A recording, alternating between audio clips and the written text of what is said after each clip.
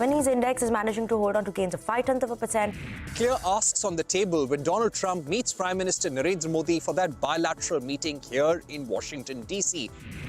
With about 40-odd points higher. Markets extremely oversold, due for a bounce. 23,065.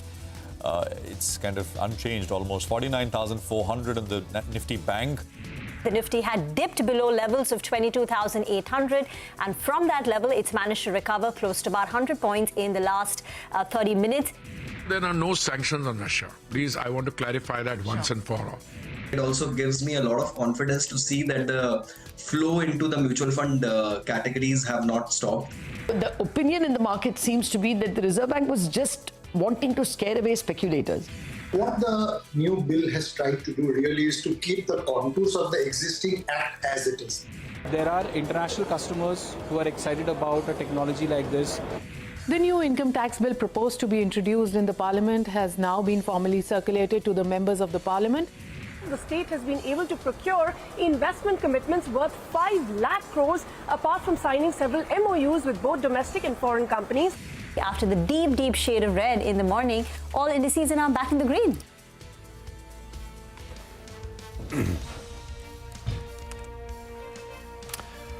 Okay, well, it's, should I say, a better-looking market, because it is a better-looking market, but it's also not a too good market because we're down 85 Because points. it was better.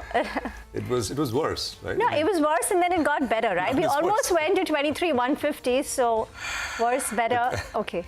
What's this? Got to get the sequencing right. So it was bad yesterday. Let's pull up the intraday chart. It was bad this morning. It got a little better, and now I think it is bad again. So this is Closing Bell. We're coming to you from the CNBC-TV18 Motiroswal studios.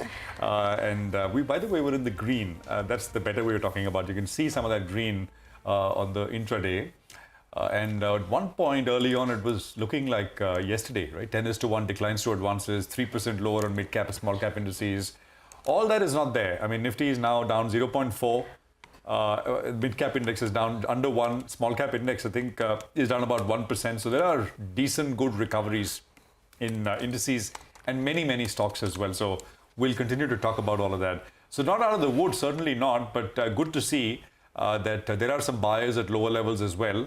And that's the reason why we've seen this recovery, which has played out. Lots to talk about. Prima.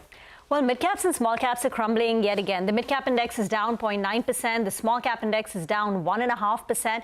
And the advanced decline ratio, which pretty much got to even keel. In the morning, it was 1:12 in favor of declining stocks. It pretty much evened out. But once again now, it's about 2 stocks advancing to 5 in the red. There you have the gap between the two just widening. On the way up today in the large-cap space are the life insurance companies, SBI Life, HDFC Life. We'll discuss them in greater detail, and the relief that the lack of negatives in the income tax, a new income tax bill, so that's pushed up these stocks higher. Other gainers include Bajaj Finserv, Tata Steel, and L&T.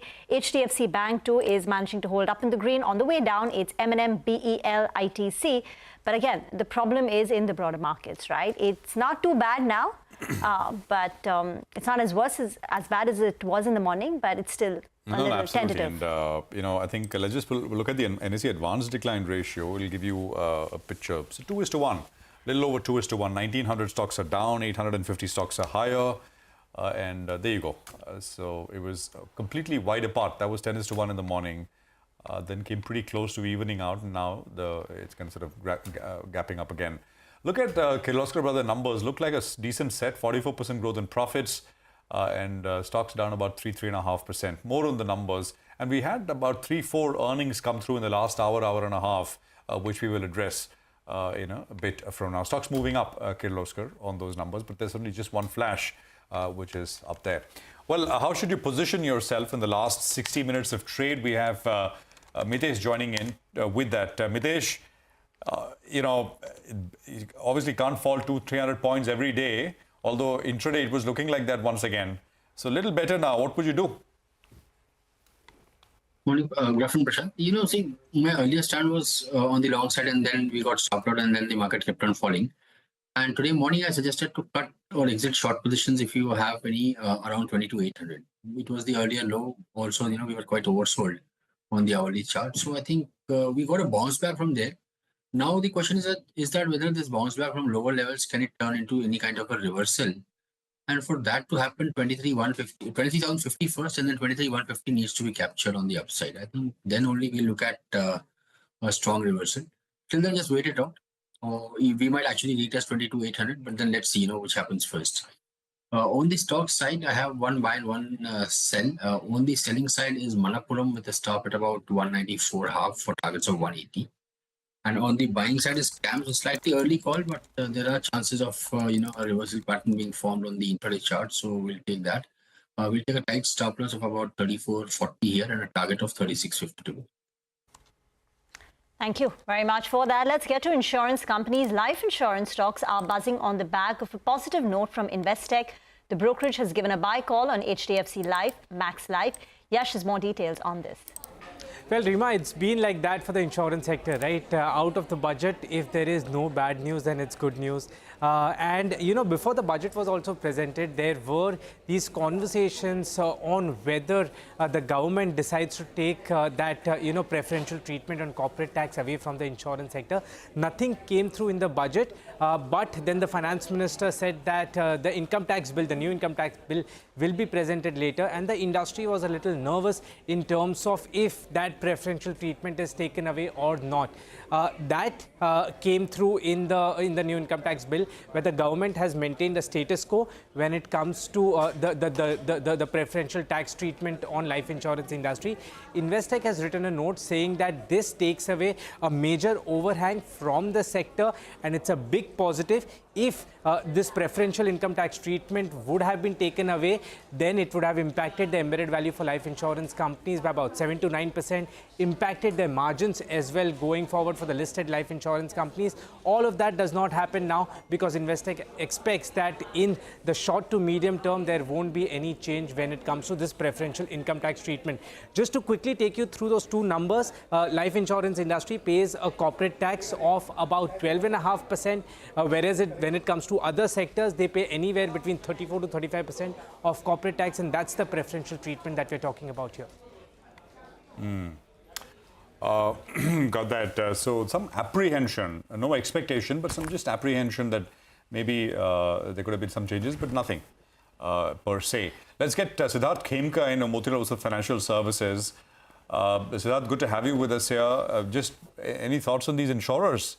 And by the way, we're going to put out an interesting piece on these insurers tomorrow. Just an analytical piece looking at, how what has happened to embedded values over the last 4-5 years is relative to what has happened to valuations over the same period. So, but that's tomorrow. Any thoughts here on what's happening? Yeah, good afternoon, Prashant. So I think a lot of news flows with regards to insurance with the new income tax bill, plus there was a lot of apprehensions about how the new income tax regime could do away with exceptions, basically exclusions from the tax regime, and that lead to a disincentivizing people from taking the benefit of insurance as a tax benefit. I think that is a big apprehension that the market is having. Apart from that, overall, I think JFM has been a decent period for insurance as a growth period. Definitely valuations have come off, and a lot of these news flows we would need to look at. But what we believe is that in the near term, definitely there is an overhang of the new tax regime that could continue and look to a subdued demand environment. Hence, on overall view, would say that as a neutral on the insurance space. Having said that, some of these specific players are gaining market share, are efficiently gaining market share. Both SBI Life as well as HDFC Life are something that we like. Consistently reporting good numbers. For example, HDFC Life, the Q3 numbers were pretty strong. VNB margins beat expectations at 26%. The AP growth was pretty strong, driven by 27% rise in the non-participating segment and 25% growth in the term business. So I think a slow and steady business. Preferred picks would be SBI Life and HDFC Life, but an overall neutral rating on the insurance space. Okay, that's the view coming in on insurance. Siddharth, any thoughts on Zaggle? It's been falling, relentless selling seen in Zaggle since it came out with its numbers. The stock was at 470, 480, and it's fallen about 100 points in a span of few days. So, Rima, unfortunately, we don't cover the stock. But if you see most of the fintechs where the results are weaker than expectations, the market has taken them to the cleaners. We have seen stocks falling from the highs. Some of the new age tech companies, for example, Zomato, Swiggy, they have also fallen. Paytm has come down. On its own, I think Zaggle, what I have seen is that the margins in a particular segment, that has been pretty weak compared to market expectation, and even the outlook for that segment, the Propel segment, that is not pretty positive, and that is impacting the share price. Okay, well, lots of talk about SIPs and mutual funds and whatnot, right? Guess what? The mutual fund data for the month of January came out this afternoon. And let's get some perspective on these numbers. Are they looking strong? Is there any slowdown? What categories are doing well? What are not? Surabhi is here with all of that. Surabhi, over to you. Well, thank you for that. It's good news, and actually only good news when you're looking at the mutual fund data for the month of January gone by. Investors have kept their faith and they've kept the SIPs running. And not only that, they've actually poured more money in other funds as well. So first, the big headline, the net equity inflows are at around 39,706, which is almost in sync with the high that we saw in December, which was a number above 41,000 crores. So there's no let up in the flows, and the money is coming across categories almost equally. Large cap funds have seen a 50% month-on-month surge in flows, coming to about 3,063 crores. The small cap category has seen a big surge. So much for the small cap correction.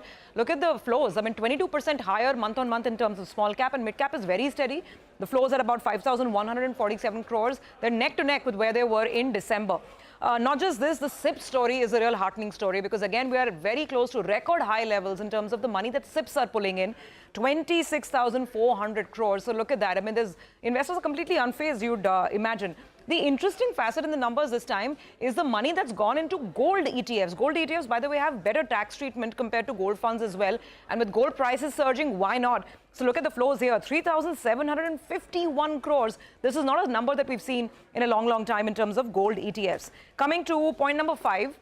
Hybrid funds have also done very well. The industry has been pushing concepts like the Balanced Advantage Fund or the multi-asset allocation funds, and these funds have gotten steady numbers, steady flows, very much in sync with December. The reason why the total hybrid category is looking very strong is because of a surge in the arbitrage flows. Arbitrage flows are positive, almost 4,300 versus negative 400 crores in December. Last but not the least, and I see this as a bit of a heartening factor that the NFO frenzy has died down. The market's also been cooling off. So from a high of almost 13,600, 14,000, 15,000 crores that new fund offerings were pulling in, now that number is a far more modest 4,500 crores. The total NFOs are 12 versus 33 in December. So some of that frenzy has cooled down, but existing funds are getting lots and lots of money, and people are keeping a sparkle in their portfolio by allocating more to gold as well. Thank you very much for that. Siddharth, while equity markets were volatile in the month of January, the scary selling took place only a couple of days back, including today morning. Anecdotally, have you seen retail investors now lose their faith in equities just over based on what we've seen over the last couple of days? What has your experience been? So, Rima, I think the pure retail customers have not yet started selling. We have not seen any sharp selling from our desk. But at the same time, some of the large HNI selling, I think that has come about in the last couple of days, specifically in some of these names which have run up sharply in the last 1 year. I think some profit booking has emerged between select HNI customers, but largely retail investors are still holding the fort. Got that. What we'll do is, Siddharth, we'll thank you here. Appreciate you joining in with all that perspective. Appreciate it. 75 points lower on the Nifty, 22,000, just under 23,000 is where we are at this point in time. We're going to come back with Hari Shamsundar of Franklin Templeton on the other side. Some more conversation on markets and what's happening as far as funds go.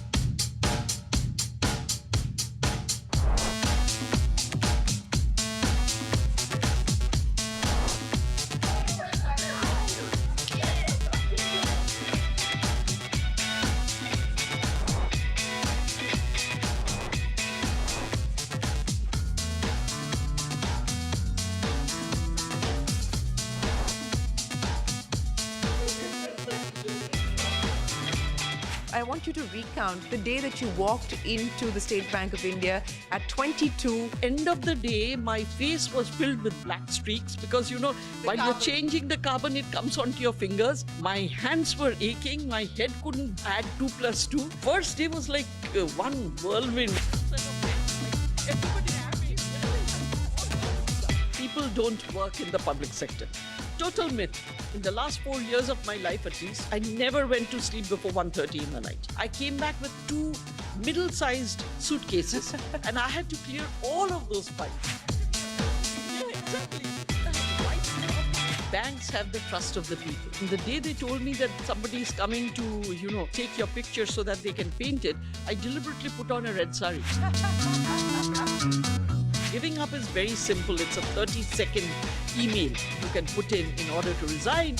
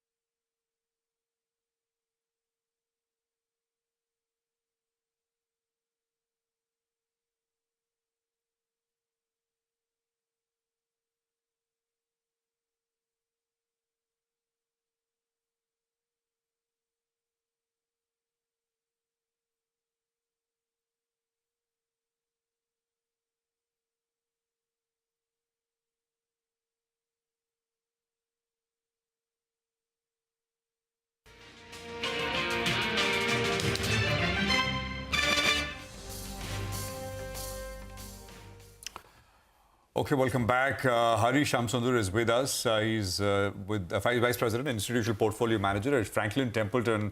Hari, good to have you with us here as always. Thanks for your time. So, you know, just some feedback about what are you hearing in the market? I think everyone is asking everyone else what's happening. But that's the kind of market we are in. So let me ask you, what have you picked up? What's been happening at Franklin? And just some feedback.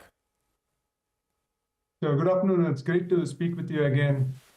Firstly, we welcome the greater focus and the entire debate about mid and small cap valuations. Undoubtedly, in the last 12 months, we had seen signs of complacency setting in really in this small and mid cap space. And I've had, of course, interactions with newer investors who seem convinced that, well, all you needed to do was invest only in small and mid caps, irrespective of risk tolerance and investment goals and your time horizons. So the volatility which we are seeing in this space is the price of investing in small and mid caps. And we've seen this in previous cycles as well. I mean, the implications of this for investor goals needs to be better understood, particularly for newer investors. And I think the need for diversification should be better appreciated as a result of this. So going forward, this is not going to be an easy stock picking environment, particularly in the small and mid cap space. The last 3 years gave that impression that it was going to be easy and anything that picked up would go up. But this, I think, changes over the medium term. And this is what investors need to better appreciate going forward. The conversation which I've had, No, go ahead. Go ahead. Yeah, the conversation which I've had, I think there is a lot more questions being asked about what should one do about this, what should one do with small and mid caps in this particular environment, what's unique about the small cap cycle which we're going through, and how should one look at it going ahead. And what's the answer to that, Hari? Because some of the froth has been corrected. The mid and the small cap indices are down 20% from their recent peaks. Individual stocks are down 30, 40. So at this point of time, what kind of funds should one be allocating to? Should it be sectoral funds like banking? Should it just be a pure play Nifty ETF kind? Should one be looking at mid and small cap, considering that some correction has already taken place? How would you allocate money now? Now, I think I'll make a point here that, globally at least, there has been no small cap cycle. If you look at developed markets or emerging markets as a whole, small caps have actually underperformed large caps over the last 10 years. I'll say it again, small caps have underperformed large caps in many other markets over the last 10 years.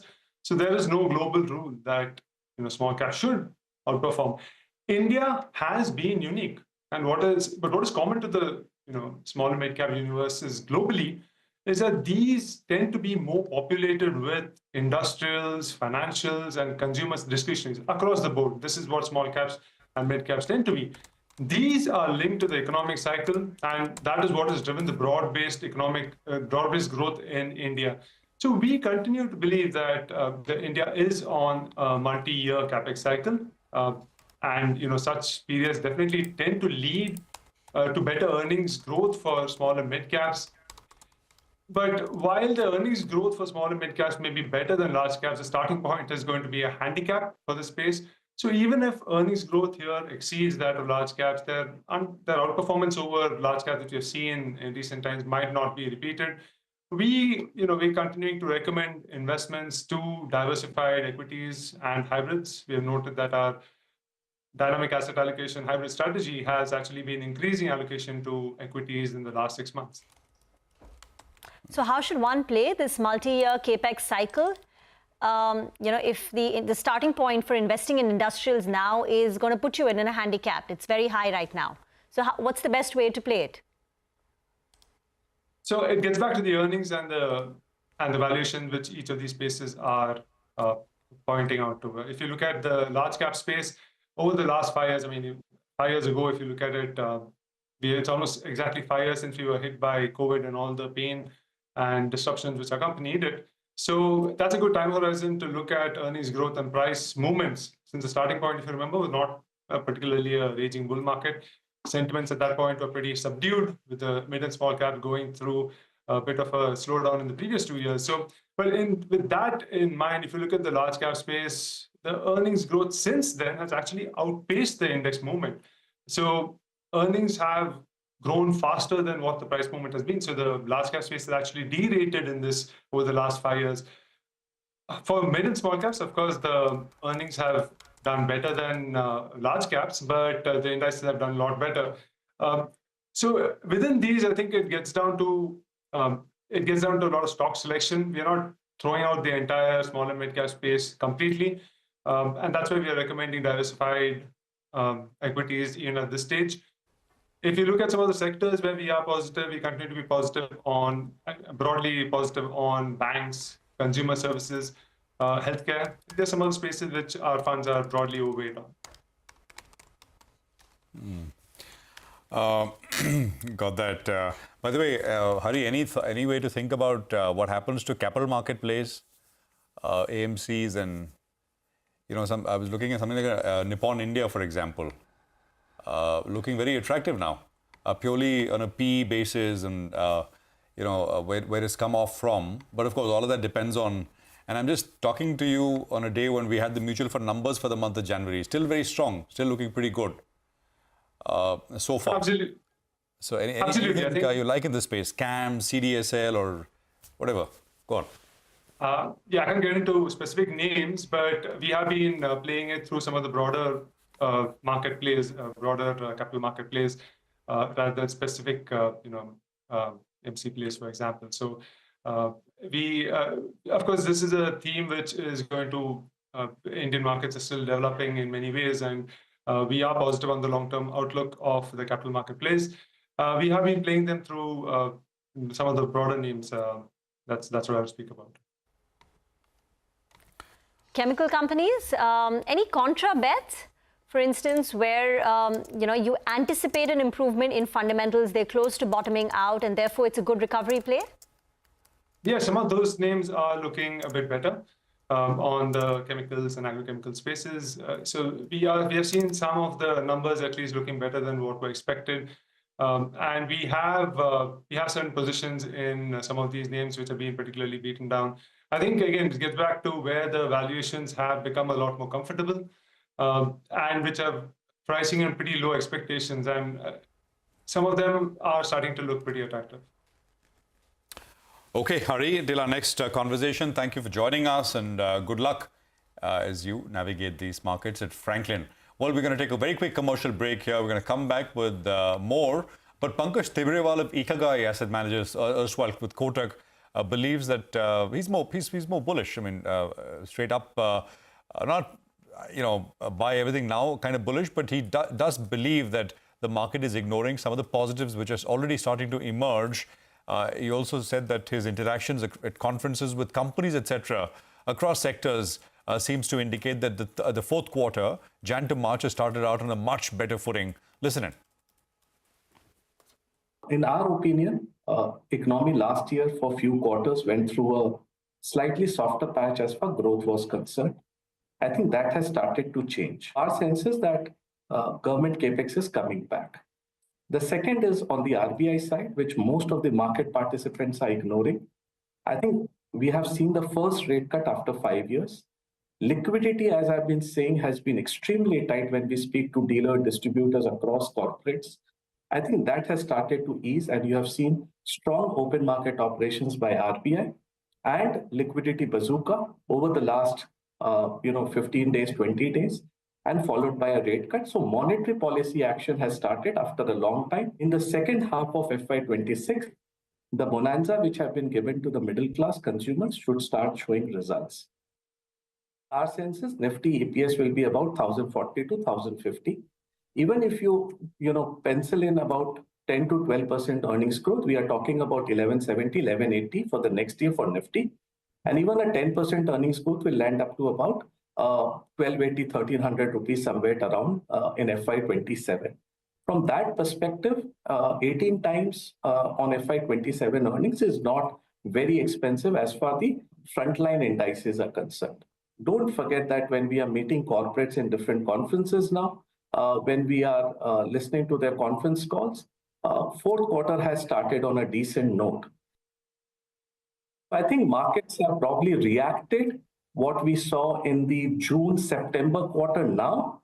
Probably what is happening, probably markets will take a cognizance maybe in a couple of months from here now. I think now what will happen is there will be a reset in the market.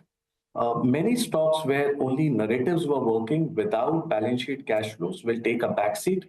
And I think markets will get narrower and narrower, and very few handful of stocks will probably perform. So it will be painful from that perspective, and it will be a stock pickers market. There is a style change which is happening after a long time.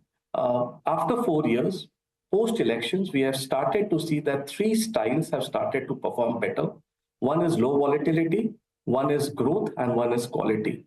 And growth and quality, after the underperformance of value, almost they have hit a 15-year low, they have started to make a comeback.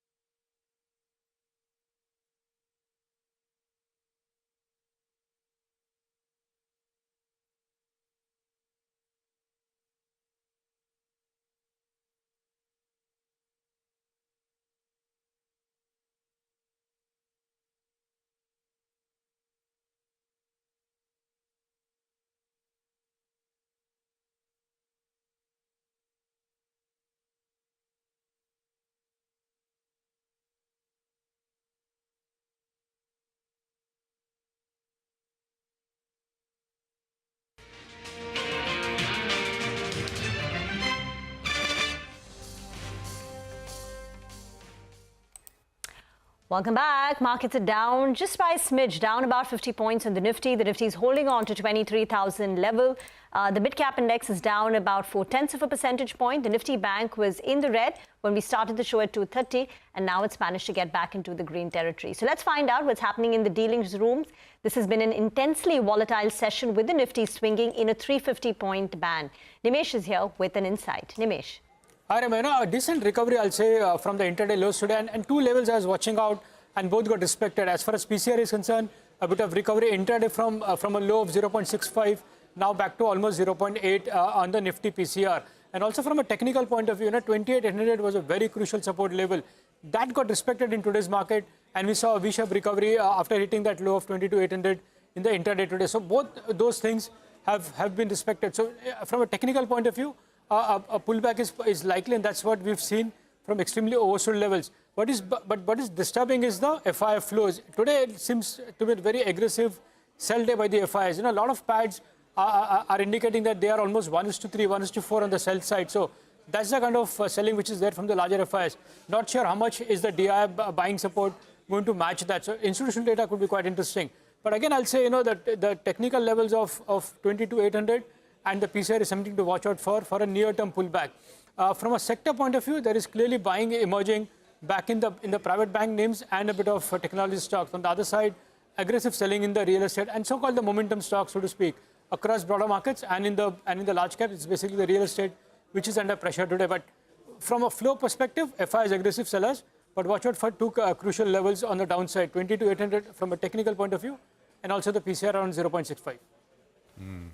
Nimesh, looks like HDFC Live today, so expect high delivery volumes on the sell side. The second name is Union Bank. This is the only PSU name which stands out because across the board, while there is buying in private banks, within PSUs, Union Bank stands out on back of very aggressive buying. So that's been the trend for the last couple of days in Union Bank, and today also stands out in terms of aggressive buying in that particular stake, in that particular stock. And the last is couple of stocks where there is aggressive selling, Maruti and M&M, both auto stocks, large cap names, but there is aggressive selling in both those names at FIs today. So again, as I said, at least in the large cap names, the trend of FI selling continues, and so is the case with M&M and Maruti today. Nimesh, you put out this one name, I think, right? Goldium you put out yesterday. Yeah. Yes. Stocks up 6.5%. Just want to remind us. So, Prashant, as I highlighted yesterday as well, there was one single individual investor, so-called HNI. He was a seller for the last couple of days. Looks like it's cleaned out from that particular individual investor. Secondly, the earnings was quite strong this quarter. They have a call in the evening at 4 o'clock. And also, they've announced officially on the exchanges that there is one more retail store that is opening up tomorrow. So maybe a bit of pullback from extremely oversold levels. But I guess all eyes will be on the call today because that's what investors will watch out for at 4 o'clock today. Thank you very much for that. We'll watch for that call. Let's invite Mitesh Thakkar now on the show with a few BTST calls. Mitesh pretty much holding up, and now the bank Nifty is back in the green. Yeah, I think that bounce back from 22,800 has played out well. So, why I'm still waiting for a strong reversal signal. At least, the earlier support level has been held on with the markets in oversold situation, suggests that, maybe with some base building, if it can happen, I think we might still have a chance of a reversal. On the stock side, BTST on Nykaa with a stop at 170 for targets of 175. It's reversed well, and it's a weak market yet. It's holding well with possibly the numbers being announced. There's a good chance that we'll see some follow through here. And STBT on persistent with a stop at about 57.35 and a target of 56.40. So got that. By the way, any thoughts on Indusend here, Mitesh? Indusend Bank? Prashant, we had a trading bet on Indusend Bank a few days back, and then the stock, of course, with the markets has corrected, but it hasn't fallen below the key moving averages. So today's low of 1,020 is very important. In fact, 1,020 to 1,015 is my area to buy the stock. And if it comes closer to that, I think buy with a stop below 1,010. And I think on the upside, 1,080 and then 1,100 would be the targets. Look at something like Tilaknagar Industries again. 10% cut. From 450 to 250 today in what, 2.5 days basically. Tilaknagar on your screen now. Locked down, limit down on decent sized volumes once again. So that's another sort of casualty which continues to sell off. I was looking at this Barbecue Nation. It's down 7%. I mean, it's taken another dive. So complete bummed out name for 274 on Barbecue Nation. Another name is Metro Brands, again in the consumer side. It's got decent sized volumes and it's coming off about 5.5% today on some volumes. Fido Payment Bank, there's been a flutter of excitement once in a while on this one. It's a big cut, 7% on Fido Payment gone. So about 251 coming through on that one. Well, numbers have been coming through and we want to update you with a few. PFC is the first one. So Abhishek is going to do that quickly for you. Abhishek, over to you. The loan growth is especially on the weaker side for PFC versus what they have guided. I'll explain that in a moment. Disbursements are down on a sequential basis by more than 25% quarter-on-quarter. That's led to weak AUM growth of about 10% YOY and 2% quarter-on-quarter. Now remember that they have guided for FY25 loan growth to be about 14% YOY versus FY23. And for that to happen, from Q3 to Q4, the loan growth has to be 9% or about 45,000 crore addition in AUM, which looks to be, slightly on the asking side or tough side. So net interest income is up about 13% YOY and about 6.5% quarter-on-quarter. This is led by the yield factor. Yield improved on a sequential basis. Operating profits, however, are down 3% quarter-on-quarter. Their PAT is up 23% YOY and a decline of 5% quarter-on-quarter. The net interest margin is at 10-quarter high for them with respect to 3.65% when compared to 3.57% in the previous quarter. Their asset quality largely stable, both the gross NPA ratio and the net NPA ratio. However, on the flip side, outside NCLT resolution has seen some addition over there. 3 projects have been added quarter-on-quarter. Total amount has increased by nearly 7% quarter-on-quarter to around 2,000 crore with respect to outside NCLT resolutions for them. Back to you. Thank you very much for that. The stock of the afternoon undoubtedly is Ashok Leyland post the Q3 numbers. Solid set, Sudarshan, 31% jump in the top line. So stock move can tell you like what type of warning Ashok Leyland has given for Q3 FY25. It's an all-round beat, and the reason, first, total volumes. There was an expectation that volumes would be flat, but over the last few months, there has been a major jump in volumes. And the one segment, that is MNHCV, which forms nearly 65% of total volumes, has been seeing sequentially as well as YOY growth. And coming to LCV, which forms nearly 35%, that also has been seeing a big jump. Now, because of that, realization, which was expected to be flat, has gone up by 4% year-on-year and by 6% sequentially. And because of that, even margin has come in healthy at around 12.8%. Now, talking about the numbers, profit was up 31%, revenue has increased 2%, EBITDA has come in 9% higher at rupees 1,212 crore, and margin has come in at 12.8% versus expectation of 11.8%. Now, talking about the guidance in H1 FY25, CV industry had seen a fall or it was flat. But in H2 FY25, there was an expectation that growth should be in the range of 6 to 8%. In resultant, FY25 growth is likely to be in the range of 0 to 3%. Earnings call is on, and the few commentary that I've heard, companies saying that even for the month of, even for the Q4, January to March, growth continues to be strong. So overall, all-round beat by, but we'll have to see exactly what in details company talks about the guidance. Okay, 7.5%. So thank you very much for that. So that's a super move coming in on a day like today, in a market like today. Well, the other one, I just want to quickly play out some sound bites, is Engineers India Limited, EIL, hopeful of getting more orders, especially from global markets. And the EIL management, we had them from the sidelines of the India Energy Week, which is happening in Delhi. So just want to play out a couple of sound bites. Take a break, see you on the other side. The oil is going to stay as we transition into the area of renewables.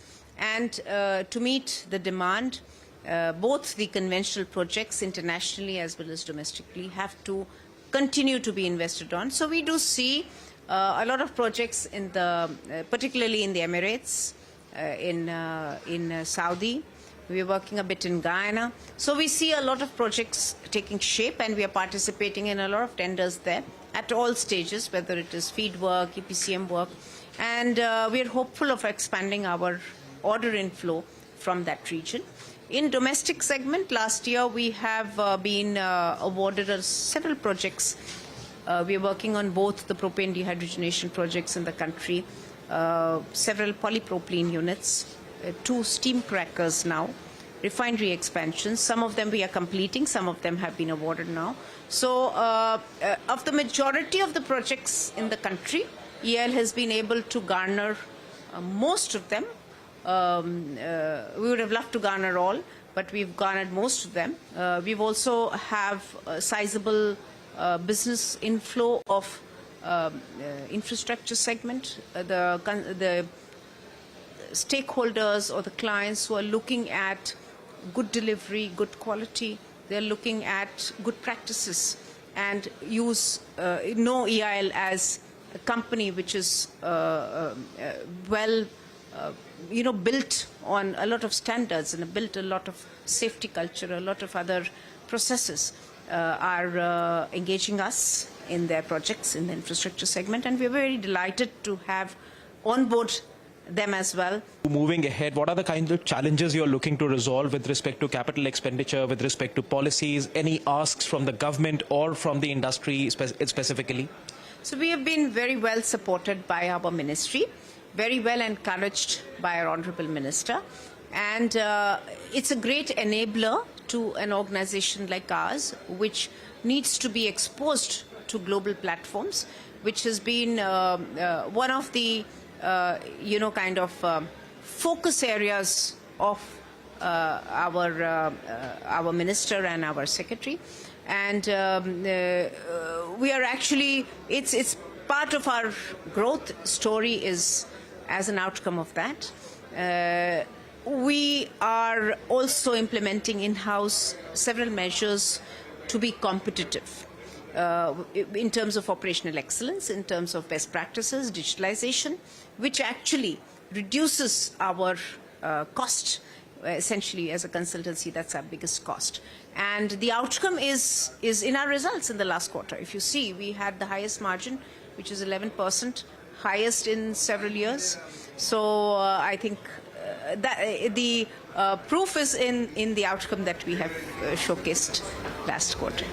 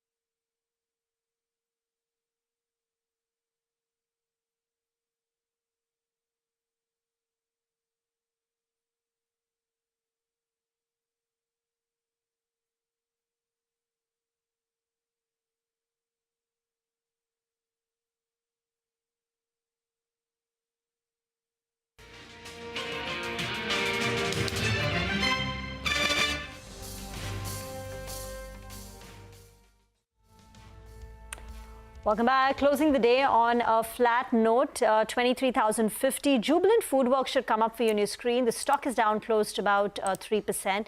Despite a jump in the company's revenues have gone up for the company by nearly 19-20%.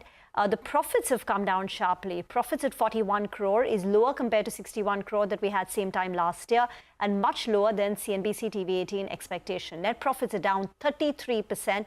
Despite a growth in the company's top line. So that's a bit disappointing. Margins, though, seem to be in line with street expectations. Stock is down nearly 4%. Pull up a one-month chart of Jubilant Foodworks and you would see that post-budget, when there was that income tax cut, many of these discretionary consumption-related stocks did see a bit of a perk up. The stock price was sub 700 rupees. It went to levels of 750 one day after the budget. But that optimism has now faded. Mayuresh Joshi of William O'Neill is now with us on the show. Mayuresh, Jubilant Foodworks, 635? We'll wait, Rima, afternoon to you. In terms of management commentary, obviously, I think it's been a mixed set. Margins are a bit lower. The consolidated revenues are obviously higher. Standalone revenues seem to be decent. So I think standalone revenues is something that one should back very, very closely. Because of all the acquisitions that Jubilant has done on the console part. Standalone probably seems fine, but I think would wait out post numbers in terms of management commentary, giving more granularity in terms of how they see the quarters ahead. Ashok Leyland, 8% up now, 8.5% as we speak. That's clearly the star of the day. Oh, yes, absolutely. Ashok Leyland and Indocount Industries, I think both of them have probably rocked the markets on a day like this. Obviously, the positive commentary that Ashok Leyland has given out, both in terms of expectations of solid revenue growth going forward, expectations in terms of the pricing remaining intact, and their leadership position in the MHCV segment probably remaining intact and improving with more launches expected to come in the next few quarters. I think that really augurs well. The second element obviously is a large part of the expectation pool in terms of consistency in numbers now getting reported. So if numbers are far more consistent in the next few quarters, the poor rating and rankings that it carries, as we see it in markets with India, both on the EPS front, RS front, they should show some element of significant improvement. So I think if quarter 4 is again consistent, I think there is a re-rating around the corner for sure. You know, we just want to highlight one more as well. Siemens, right, is gaining in trade after reporting its first quarter numbers. Vamakshi is joining in with some details about the numbers themselves. Vamakshi, take it away. Well, absolutely, Prashant. You know, this time around what the company has done is reported the demerged energy businesses numbers under discontinued operations. So therefore, first let's concentrate on the continued operations. Revenue saw a degrowth of almost 3%. When we look at the EBITDA margin, they've contracted by 104 basis points. The EBITDA is resultantly seeing a fall of nearly 12%, and the net profit from the continued operations have degrown by almost 10%. Largely, when we look at the revenue degrowth, it is being driven by smart infra, which is down nearly 14%. Mobility is seeing a downtick of nearly 4%. Digital industry is down nearly 24%. When we look at the margins for most of these segments as well, for smart infra, the margins have improved by 337 basis points. Mobility is seeing an improvement of 60 basis points, while for digital industries, it's a sharp knock of 652 basis points. Now, when we look at the numbers for the energy business, which is the demerged entity, now the revenue is up nearly 28%, so very strong growth out here. The PBT margin also is seeing a substantial improvement from 11.37% to 22.68%, and the net profit has surged sharply higher to 242.5 crores. So overall, when we look at the numbers, X of the demerger, the company has not performed as well. Thirdly, when we look at the order inflow was up nearly 20% for Siemens. The management said that the performance of the continued operations was impacted by a slowdown in the short cycle private sector capex spending, as well as normalization of demand in the digital industries business. So overall, when we look at the numbers for Siemens, from especially the continued operations, not such a great set, but the energy business has reported a good performance. Vamakshi, very, very sort of good explanation of the numbers themselves, and not easy because of the the discontinued operations as you dissected there. Mayuresh, any thoughts on these names? Not just Siemens, but I was talking to somebody who was at one of these conferences, and they met a transformer company. I mean, demand doesn't seem to be a problem. Not for, I mean, I'm talking about Siemens, of course, is much larger and much wider portfolio, but I'm talking about a company like Trill, CG Power, many others. But it's all, again, valuations 50, 60 times for this growth. What do you like in this space, Mayuresh? Afternoon, Prashant. No, absolutely. I think we met a few managements as well. I think the spaces which are coming out, where I think capex is coming back, where orders are coming back, seem to be thermal power, they seem to be hydel power, and they probably seem to be cement. So I think these three spaces are where a few managements have evinced interest of a lot of orders and evincement of a lot of interest coming back. For the transformer space itself, right, the large macro picture is from 150,000 odd lakh circuit kilometers, you might see an addition of 125 odd lakh circuit kilometers in the next 4 to 5 years. The transformer capacity itself from 125,000 MVA is expected to double to cater to the burgeoning demand that probably comes through. And therefore, I think if you probably look at all the management calls, whether it's volt-amp transformers, whether it's transformers and rectifiers, they are full with orders. They're executing well. They're expanding capacities. And even with expanded capacities, I think the kind of orders that will still keep on flowing in will mean that the earnings momentum might continue. Obviously, I think valuations is one aspect that is extremely, extremely rich for all these companies put together. But a large part of the base structure that we see also seems to be at a higher stage. So I think the ideal situation will be to wait for a decline or wait for these stocks to make lower bases. But again, I think within the power theme, Prashant, I think the flue gas desulfurization players and equipment manufacturers might actually benefit over the next 2 to 3 years. There is a deadline of March 26 coming through. I think that might get extended. But even if that gets extended, there is a 1 lakh crore order book size out there. Very few companies to cater to. Very quickly, Hexaware. Is it a subscribe? Is it an avoid? And how do the financials and valuations stack up versus peers? So again, I think a large part of Midcap IT, Rima, I think is rich at this juncture. Obviously, expectation again, largely revenue growth expected to remain stable. Expectations in terms of margins, a lot of managements have alluded to the fact that margins might remain stable as well. And they're seeing good order traction probably coming through.